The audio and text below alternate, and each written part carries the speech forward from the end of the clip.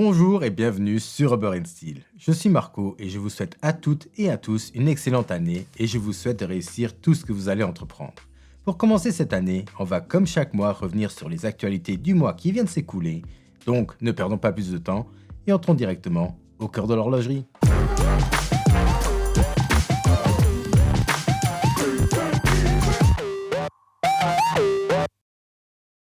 Alors, que nous a réservé ce mois de décembre niveau actualité horlogère? On peut directement commencer par une annonce plus light qui est celle de l'ouverture à Genève d'un restaurant FP Journe. Bon, je n'ai jamais dit que toutes les annonces étaient excitantes non plus, alors ne me jugez pas. La deuxième annonce que j'ai à vous faire est déjà beaucoup plus intéressante. PAL a annoncé la sortie d'une montre GMT à phase de lune et ils vendent cette montre comme étant la première montre GMT à intégrer une phase de lune. Et comme je n'ai pas connaissance du contraire, on va dire qu'ils disent la vérité. Cette montre a un diamètre de 42 mm, elle est équipée d'un système d'ajustement rapide de l'heure GMT et est donc équipée d'une double phase de lune à 6 heures. Mais ce n'est pas tout, puisque la montre va encore avoir un guichet jour et un guichet date à 3 heures, ce qui en fait une montre quand même drôlement compliquée. Pour finir, chaque modèle de la montre est limité à 1000 exemplaires et la montre coûte 3241 € sans réduction.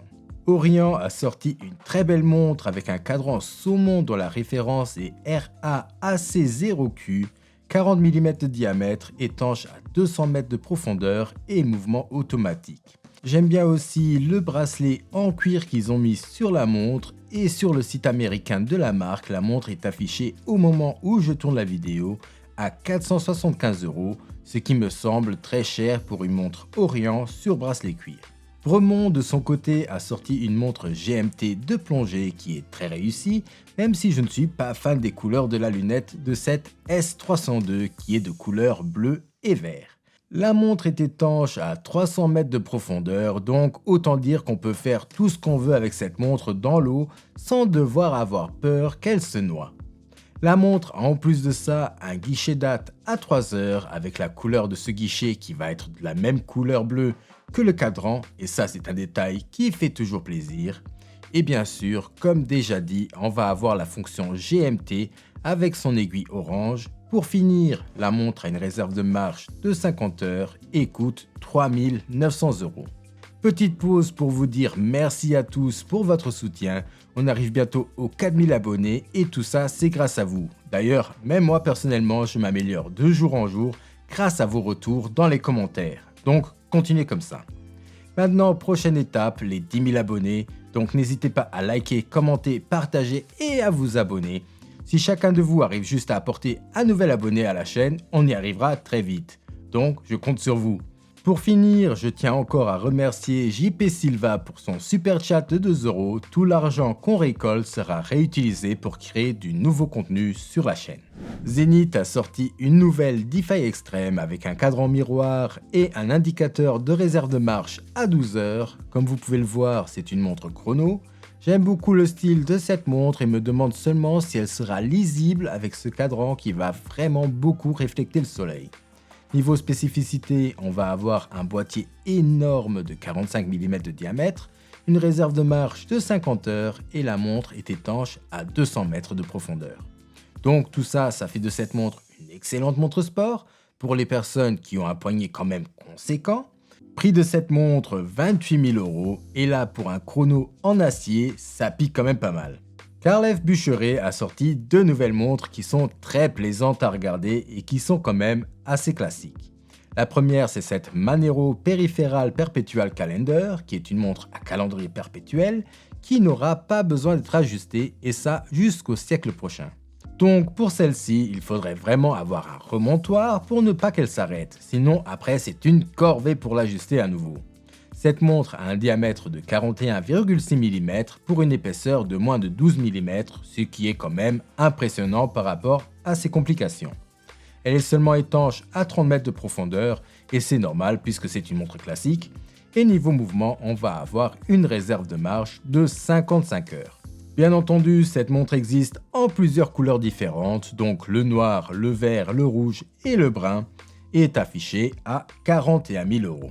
La deuxième montre de la marque de laquelle je vais vous parler, en fait ce sont 6 montres différentes puisque ce sont 6 pièces uniques d'un même modèle. Comme vous pouvez le voir, il y en a pour tous les goûts, du bleu, du vert et même du rainbow sur la lunette de lune.